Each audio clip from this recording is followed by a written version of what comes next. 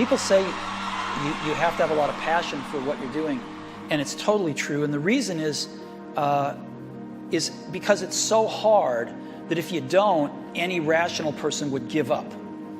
It's really hard, and you have to do it over a sustained period of time. So if you don't love it, if you're not having fun doing it, you don't really love it, you're going to give up.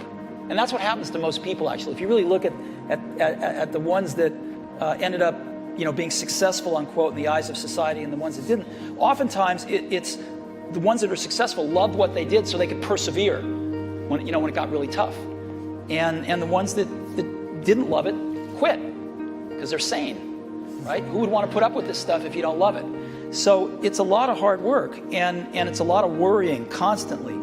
And if you don't love it, you're going to fail. So you got to love it. You got to have passion. When you start out, you have to deal with the problems of failure.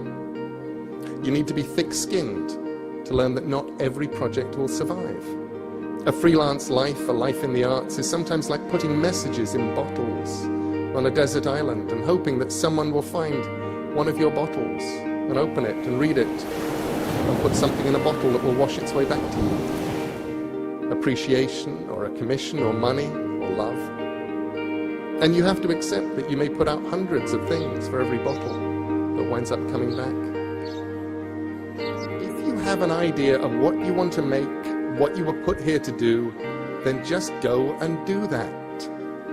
And that's much harder than it sounds, and sometimes in the end so much easier than you might imagine. Because normally there are things you have to do before you can get to the place you want to be. But when you have a dream, it doesn't often come at you screaming in your face, this is who you are, this is what you must be for the rest of your life. Sometimes a dream almost whispers. And I've always said to my kids, the hardest thing to listen to, your instincts, your human personal intuition, always whispers, it never shouts. Very hard to hear. So you have to, every day of your lives, be ready to hear what whispers in your ear. It very rarely shouts. You've got to find what you love, and that is as true for work as it is for your lovers. Your work is going to fill a large part of your life, and the only way to be truly satisfied is to do what you believe is great work. And the only way to do great work is to love what you do. Sometimes life is hard. Things go wrong. In life, and in love, and in business, and in friendship, and in health, and in all the other ways that life can go wrong.